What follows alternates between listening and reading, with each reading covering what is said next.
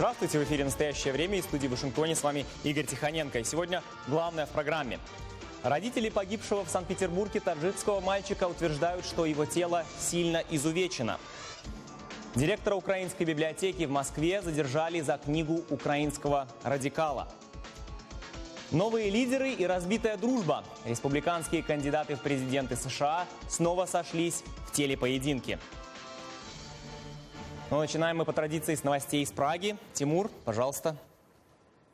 Да, Игорь, сейчас все события настоящего времени от нашей пражской команды настоящего времени. Собственно, я Тимур Олевский. Здравствуйте. Родители погибшего в Санкт-Петербурге пятимесячного Умарали Назарова так и не получили тело своего сына. В морге им показали только лицо младенца. Я думаю, или уронили его. Ну, я бы первый, вот через 4 дня, когда показали меня, уже его резали, да, резали, открыли его, вскрыли его. Без согласования родителей, да, что хотели вот на 3-4 дня, что хотели, они то и делали с ребенком. Вот, что им надо было, как хотели, так и обращались, да, к ребенку, вот. И нам потом труп показывают, говорят, вот ваш ребенок, посмотрите. Я увидел по лицу вообще, вот это вообще другое, даже на никого не похож наши родственники, да, на никого, даже вообще другой ребенок по лицу. Рустам Назаров и Зарина Юнусова ожидают депортации из Санкт-Петербурга. Они хотят увезти тело ребенка с собой, но пока идет следствие, сделать они этого не смогут. И не смогут его, соответственно, похоронить. 13 октября мальчика забрали в первый отдел полиции по Адмиралтейскому району. Потом отправили в больницу, а оттуда сразу в морг. Почетный консул Таджикистана утверждает, что тело малыша настолько изувечено, так рассказали ему родители, что ему придется настаивать на международной экспертизе.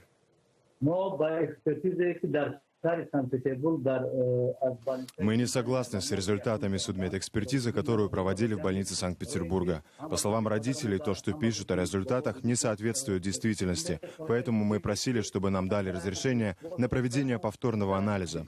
После того, как мы получим труп ребенка, мы проведем свою повторную судмедэкспертизу. Мы намерены проводить такую экспертизу за границей, или в Беларуси, или в Казахстане, или в Таджикистане.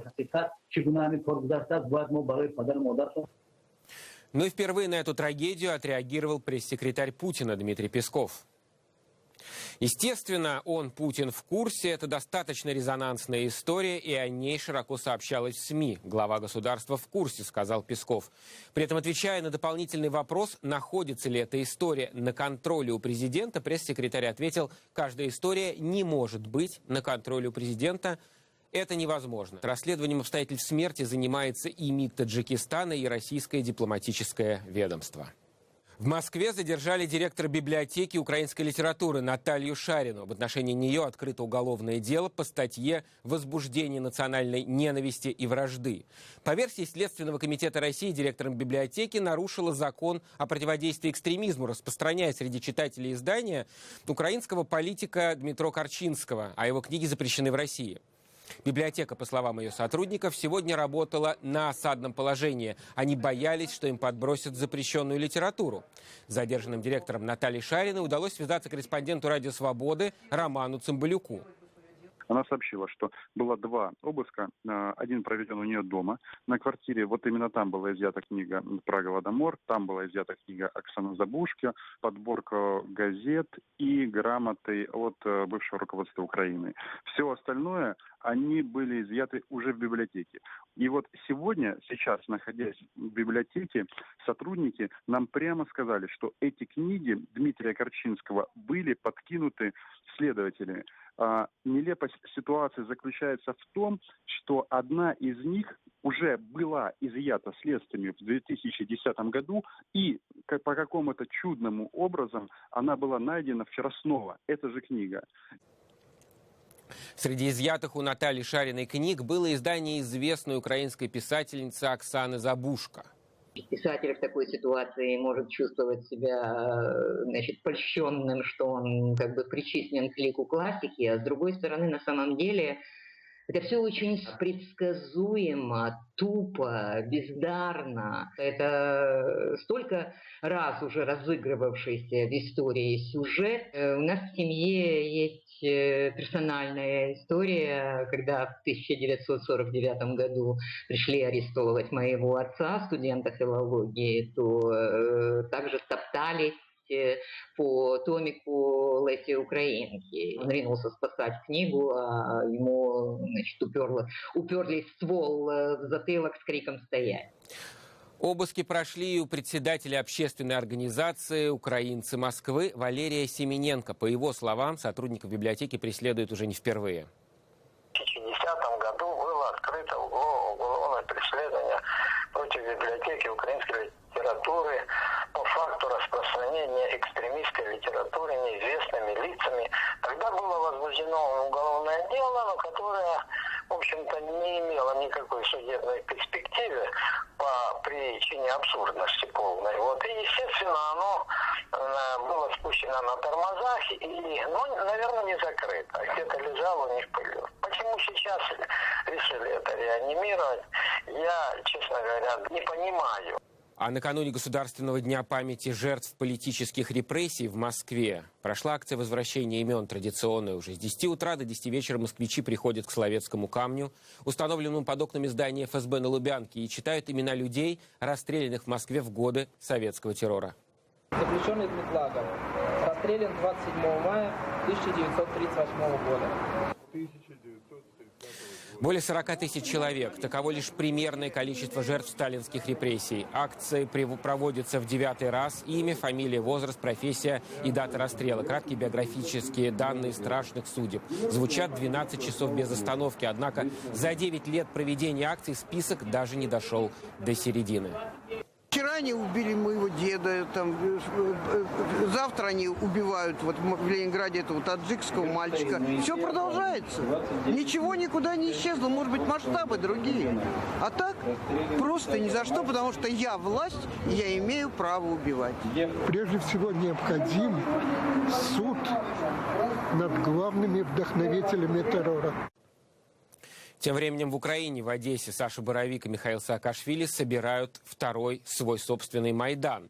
Команда реформаторов недовольна проведением местных выборов городского главы в один тур и заявляет о массовых фальсификациях.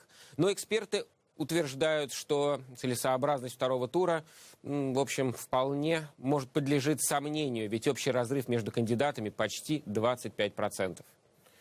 О противоречиях между оппонентами и стычках между их поклонниками в материале Всеволода Ананьева. Выборы в один тур – это мошенничество. Кандидат на пост мэра Одессы Саша Боровик обвиняет своего оппонента Геннадия Труханова в массовых фальсификациях. Согласно украинскому законодательству, выборы городского головы ограничиваются одним туром, если претендент набирает более 50% голосов избирателей. За Труханова отдали свой голос почти 53% одесситов. Боровик утверждает, что в честной схватке эта цифра не дотянула бы и до 50%. Нас пытаются украсть голоса людей, которые их отдали в прошлое воскресенье. У нас пытаются украсть возможность для одесситов сделать решение о том, кто будет главой муниципалитета, кто будет мэром города во втором туре. На проведении второго этапа избирательной гонки настаивает и губернатор Михаил Саакашвили. Он заявил, что фальсификаторы городских выборов со скоростью зеленых человечков захватили Одесскую мэрию. Председатель комиссии просто рукой переправляет, еще печать ставишь. То есть все равно плевать, что остальная комиссия посчитала, вот она так считает, что у Труханова должно быть больше. Подсчет голосов проходил в напряженной атмосфере. Ночью на горячую линию полиции поступил анонимный звонок о том, что здание областного совета, где заседала территориальная избирательная комиссия, заминировано. Сотрудники полиции попытались эвакуировать всех, кто находился там, включая членов городского террасбиркома. Однако это не повлияло на его работу, и подсчет голосов продолжился в штатном режиме. Интрига возможности второго этапа избирательной гонки сохранялась до самого утра. Но после обработки всех протоколов террасбирком официально заявил: абсолютный фаворит одесситов – Труханов. Несогласные с этим результатом Боровик и Саакашвили подписали иск в административный суд. Туда пришли их сторонники поддержать кандидата. Я голосовала, и моя мама голосовала за Труханова, потому что это надежда. Под зданием суда собравшихся встретили сторонники Геннадия Труханова со своим контрмитингом. Мы пришли за свою Одессу, за своего Труханова, потому что мы за него голосовали. В свою очередь, не совсем понятным остается желание грузинского реванша и для экспертов. Боровик набрал чуть более 25% симпатий горожан. Таким образом, общий разрыв между кандидатами также 25%. Однозначным остается тот факт, что разрыв между первым и вторым кандидатом, он существенный. Вот этот вот разрыв точно невозможно фальсифицировать. Проигнорировав факт подачи судебного иска на результаты подсчета голосов, Геннадий Труханов уже принял присягу в качестве одесского градоначальника, а обвинение оппонентов расценивает как неумение проигрывать. Я так понимаю, что они собираются пересчитывать до тех пор, пока он не победит. 2-й, 3-й, 10-й тур – это нескончаемо. Я предлагаю все-таки успокоиться, сесть за стол переговоров и дальше работать на благо Одессы. Всеволод Ананьев, Сергей Гончаренко, Максим Корсун. Настоящее время. Одесса. Правительство Молдовы ушло в отставку. За это проголосовал парламент республики после того, как крупнейшие оппозиционные партии выразили Кабмину вотум недоверия. Кабинет премьер-министра Валерия Стрельца проработал всего 3 месяца. Премьер не согласен с обвинениями в коррупции, которые уже привели к акциям протеста на улицах Кишинева. Оппозиция обвиняет Валерия Стрельца в махинации с $1 миллиардом, пропавшим из банков. Но кто придет после нынешнего премьера? Остается открытым вопрос, возможно ли в этом нашем парламенте, который поражен внутренним раздраем и конфликтами, сформировать стабильное большинство и обеспечить управляемость страной в ситуации, когда страна находится в глубочайшем социально-экономическом, политическом и моральном кризисе. Все эти последствия в социально-экономической сфере неизвестно каким образом отразятся на политической стабильности, и недовольство общества только возрастет. В пятницу вечером в Вене пройдут переговоры по Сирии. На что надеются их участники по ту сторону океана, узнаем у наших коллег в Вашингтоне. Игорь. Спасибо, Тимур. Да, нужно сказать, что накануне стало известно, что принять участие в международной дискуссии на этот раз пригласили и Иран. По мнению госсекретаря США Джона Керри, переговоры в Вене о будущем Сирии дают самую перспективную за несколько лет возможность достичь политического урегулирования конфликта в этой стране. Лучшая возможность, которая у нас есть, это собраться вместе за столом переговоров и признать, что должно быть политическое решение, о котором все говорят. Ранее в среду американские законодатели усомнились в перспективах достижения мира, учитывая разницу в позициях США, России и Ирана. Кроме того, Россия и Иран значительно активизировали свои усилия. Полковник армии США Стив Уоррен, беседуя по видеосвязи из Багдада с журналистами, собравшимися в среду в здании Пентагона, заявил, что абсолютное большинство бомб, которые используют в Сирии российские военные, неуправляемые. Цитата: «Русские в большинстве случаев используют бомбы свободного падения, просто выталкивая их из бомболюков, позволяя им упасть куда угодно. Мы считаем, что это безрассудно и безответственно». Также были сообщения о том, что Россия использует в Сирии кассетные боеприпасы, от которых может пострадать гражданское население. Конец цитаты. Он также упрекнул Россию в том, что большинство ее ударов приходится на районы, контролируемые повстанцами, а не боевиками ИГИЛ, как утверждают российские военные. Между тем, оценивая результаты российского вмешательства в Сирию, заместитель госсекретаря США Энтони Блинкен заявил, что дела Москвы идут не очень хорошо.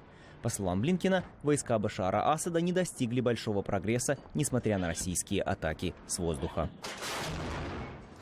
В среду ветерана войны и наследника британского престола принца Гарри принимали в Белом доме. Президент Обама поблагодарил принца за его службу в Афганистане, отметив, что она отражает, цитата, «прекрасные связи между двумя странами». В основном президент и члены королевской семьи беседовали о так называемых «играх непокорных» – всемирных спортивных соревнованиях для военнослужащих, получивших ранения в ходе боевых действий. Игры пройдут в городе Орландо, штат Флорида, в мае следующего года. Принц Гарри – один из главных инициаторов их проведения. И новый царь. Взлет и царствование Владимира Путина. Так называется новая книга писателя и журналиста Стивена Ли Майерса. О феномене личности президента России с автором побеседовал мой коллега Вадим Оленчев. Клянусь. Президент России находится в разных качествах у власти вот уже 15 лет. Но для западных аналитиков и экспертов он по-прежнему остается человеком, полным загадок. Правда, загадки эти обычно из области политических страшилок, нежели добрых сказок. Стивен Ли Майерс, автор недавно вышедшей книги о главе российского государства, считает, что корни личности Владимира Путина надо искать в советских временах. Именно в те годы, говорит он, у тогдашнего сотрудника спецслужб сложился романтический взгляд на действительность. С самого детства, говорит Майерс, Володя Путин верил в коммунистические идеалы, любил спорт и родину. После просмотра кинофильма «Щит и меч» он захотел работать в разведке, и мечта его в итоге сбылась. Путинскую политику возврата к национально-имперским ценностям Майерс объясняет тем, что президенту не дает покоя ностальгия по Советскому Союзу. Ведь не зря же он назвал распад СССР крупнейшей геополитической катастрофой 20 века. Получается, что реваншистская и экспансионистская стратегия Кремля, агрессия против Грузии, аннексия Крыма – это попытки Путина вернуть России по кусочкам славу супердержавы. Даже если фальсификация выборов и преследование оппозиции опять делают ее похожей на империю зла. Очень много людей утверждают, что Путин с самого начала злоупотребляет своей властью. Среди его критиков есть те, кто говорит, что еще в первый президентский срок он установил жесткий контроль, который сильно выходил за рамки, установленные законом. Затем Путин фактически устранил оппозицию, завинтив гайки российской политической системы, включая контроль над СМИ и многое другое. Делает ли это его диктатором? Есть люди, которые отвечают «да», но есть и такие, которые говорят, если это диктатура, то весьма либеральная. Но сейчас мало кто считает Путина либеральным. Даже экс-президент США Джордж Буш-младший, который стал главой государства одновременно с Владимиром Путиным и часто с ним общался, не испытывает к российскому лидеру больших симпатий. Хотя Буш-младший и упоминал о том, что, взглянув в глаза президента России, он увидел в них его душу, позднее он сравнил Путина с подростком, которого невозможно переубедить в том, что он неправильно воспитан. Очевидцы, например, писатель Питер Бейкер, даже приводят слова 43-го президента США, которые он якобы сказал Андерсу Фогу Расмуссену, впоследствии генеральному секретарю НАТО. Путин больше не демократ, он царь. Мне кажется, многие люди и вправду находят в стиле правления Путина черты, присущие царю. Например, попытка вернуть российскому государству статус империи. Если не на деле, то хотя бы в сознании людей. Он сам подчеркивает, что все, что он делает для блага страны. При этом он же сам и определяет, что лучше для страны, а что хуже. В то время как никакой общественной дискуссии по этому вопросу мы не наблюдаем. Я не думаю, что кто-нибудь возразит по поводу того, что сейчас в России власть Путина никем не ставится под сомнение. За 15 лет Путин прошел путь от ставленника Ельцина до авторитарного правителя с головокружительным рейтингом. При этом западные политологи призывают рядовых россиян не забывать о том, что слишком часто в истории твердая рука сперва обеспечивала своему народу стабильность, а затем отнимала у него свободу. Вадим Оленичев, Андрей Дегтярев. Настоящее время. Вашингтон. Минувшим вечером республиканские кандидаты в президенты снова сошлись в личном поединке. Предвыборные дебаты прошли на телеканале CNBC, освещающем новости финансовой сферы, что и предопределило их тематический уклон. Впрочем, главный итог связан не столько с ответами на вопросы о реформе правительства или налогообложения, сколько с личными неожиданными успехами на дебатах отдельных кандидатов. Победителем этого раунда многие считают молодого сенатора Марко Рубио. А вот Дональд Трамп выглядел в этот раз не слишком ярко. За дебатами наблюдал мой коллега Роман Мамонов, который сейчас находится с нами на связи. Роман, тебе слово. Да, Игорь, приветствую. В плане экономическом чего-то нового кандидаты не сказали. Все те же идеи про сокращение налогов, реформу административную с уменьшением государственного аппарата. Так что самым интересным, пожалуй, было наблюдать именно за личным противостоянием. Кандидат номер один у республиканцев, пока еще Дональд Трамп, выглядел достаточно уверенным, но при этом, если хотите, оказался как-то в тени своих конкурентов. Единственная произошедшая между ними перепалка была с кандидатом Джоном Кейсиком, который заявил, что Америка должна прийти в себя, проснуться. Нельзя выбирать человека, который не готов выполнять работу президента. Собственно, мы видим сейчас кадры дебатов. На что, собственно, сам Трамп ответил относительно Кейсика, что у того низкие рейтинги и вообще никакой энергетики. Он вообще любит критиковать своих конкурентов за отсутствие энергетики. Самым интересным было противостояние, скорее, Марко Рубио и Джеба Буша. И именно здесь была главная если хотите, интрига и трагедия дебатов. Разрушилась дружба ученика и учителя. Джеб Буш пытался раскритиковать Рубио за то, что тот якобы пропускает работу здесь, на Капитолийском холме, в Сенате, потому что действительно тратит очень много времени на кампанию. На что сам Марко Рубио, повернувшись к Бушу, сказал: кажется, вы решили сделать это, потому что кто-то убедил вас, что ваши рейтинги как бы пойдут вверх, если вы будете меня атаковать. Ну, еще один любопытный момент этих дебатов, на который я бы обратил внимание, это перепалка между участниками дебатов и журналистами, которые вели эти самые телевизионные дебаты. Тед Круз и Крис Кристи прямо заявили, что за глупые вопросы задаются, что вы обсуждаете, почему вы превращаете эти дебаты в какую-то битву кандидатов в клетке. Давайте говорить об актуальных проблемах. Так что вот, пожалуй, таковы были самые интересные моменты. Остальные, там, например, Карли Фиорино, правда, ничем не отличились. И хотелось спросить, кто все эти люди на сцене, кроме Рубио, Круза, Трампа и Джеба Буша. Игорь. Спасибо, Роман. Это было прямое включение нашего корреспондента Романа Мамонова.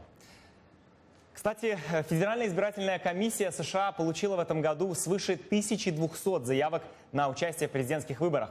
Сторонним наблюдателям иногда кажется, что выборы в США не могут быть более странными, чем они уже есть. Однако та часть гонки, о которой рассказывают ведущие СМИ, лишь маленькая верхушка огромного айсберга. А по-настоящему необычных кандидатах в президенты 2016 рассказывает моя коллега Наташа Мозговая. 26 июля 2015 года в президентскую гонку вступил некий Диз Натс и быстро набрал в вопросах впечатляющие для никого неизвестного кандидата результаты. 9% в Северной Каролине и по 8% в Миннесоте и Айове. Через некоторое время выяснилось, что настоящее имя кандидата из Айовы — Брэди Олсон, и ему всего 15 лет. То есть до законного участия в президентских выборах ему придется подождать 20 лет.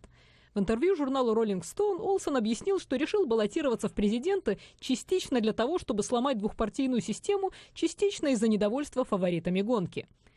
Одним из ветеранов предвыборного процесса можно считать Вермина Суприма.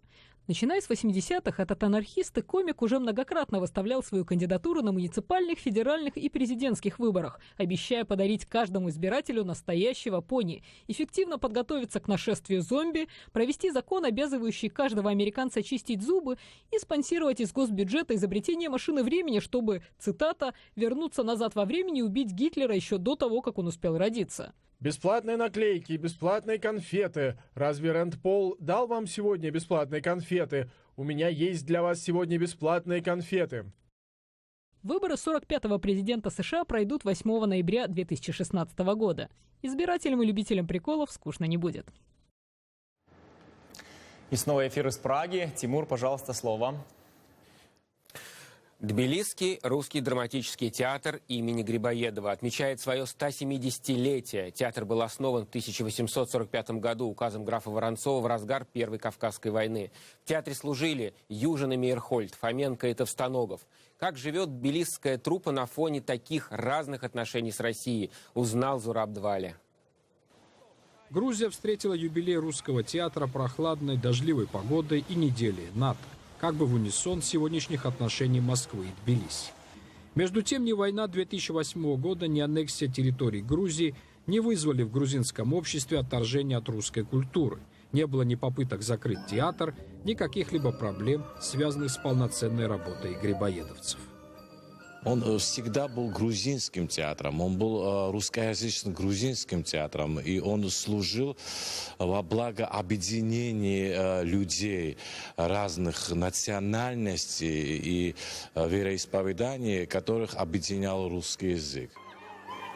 Между тем, сам Грибоедовский театр давно уже неотъемлемая часть культурной жизни грузинской столицы.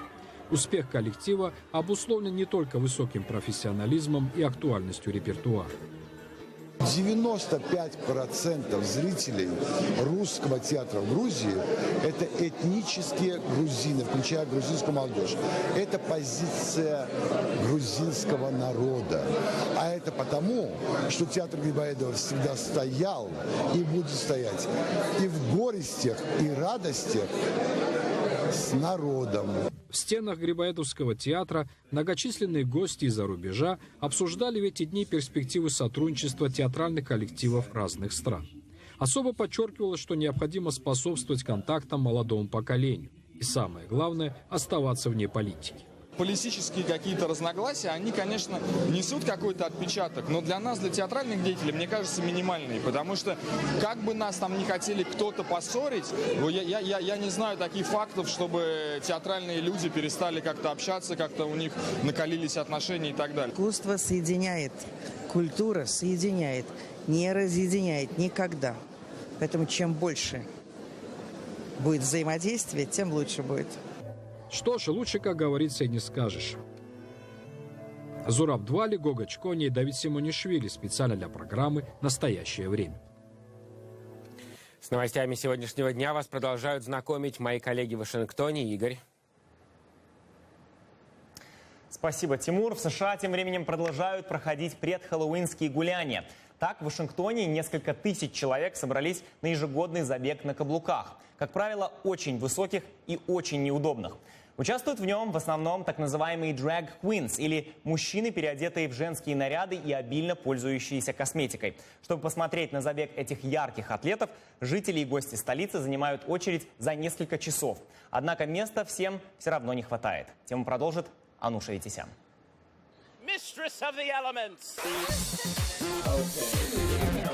Накануне Хэллоуина в американской столице состоялся своеобразный ночной загул, а точнее традиционный забег представителей сексуальных меньшинств в карнавальных костюмах. Главное условие участия в этом параде – высокие каблуки, на которых необходимо пробежать вдоль вашингтонских улиц. Все началось здесь, в этом небольшом баре, 29 лет назад, когда группа американцев накануне Хэллоуина решила устроить забег.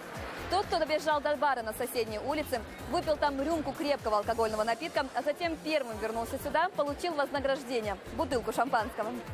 С тех пор до самого 2011 года менеджер вашингтонского бара ежегодно повторял этот забег. Ну а потом традицию продолжили и развили сами жители исторического района Дюпонт-Сёркл и гей-сообщества Вашингтона. Я так все время выгляжу. Это я. Конечно, в повседневной жизни нет возможности так ярко краситься и ходить в длинных платьях. Вот такой способ самовыражения. Однако для многих забег стал делом десятым. В параде ежегодно участвуют гражданские активисты, политики. В этом году, например, отметилась мэр Вашингтона Мюриэл Боузер, а также все те, кто неравнодушен к вопросу о правах сексуальных меньшинств. Многие лозунги прошлых парадов стали теперь историей. В июне Верховный суд США объявил однополые браки законными на всей территории страны. В июле Пентагон обещал рассмотреть вопрос о разрешении трансгендерам служить в вооруженных силах США. А в августе стало известно, что впервые в истории открытый трансгендер принят на работу в Белый дом. И все это, по словам собравшихся, придает особую праздничность параду этого года. Мы теперь стали ближе. Теперь у нас равные права на заключение браков. Поэтому сейчас мы вместе празднуем и веселимся. Мы одно общество. И только так, вместе и весело, можно показать всем, что все люди равны и имеют право быть самими собой. Теперь, по словам правозащитников, необходимо продолжить борьбу за права трансгендеров. И здесь активисты выдвигают самые разные требования. Например, прекратить дискриминацию трансгендеров при трудоустройстве, при продаже или сдаче в аренду жилья или предоставлении медицинских услуг. Тем временем требования к участникам забега остаются прежними из года в год. Каблуки не меньше 5 сантиметров и готовность весело провести время. А для вашингтонцев, которые приходят сюда семьями, посещение этого предхэллоуинского парада стало ежегодной традицией. Ануша Витисян, Дмитрий Шахов. Настоящее время. Вашингтон. На северо-восток Соединенных Штатов наконец пришла осень. Огромное разнообразие лиственных пород деревьев в этом регионе США традиционно привлекает десятки тысяч туристов. В заключение нашей программы насладиться красками этой яркой палитры мы предлагаем и вам. Всего вам доброго и до свидания.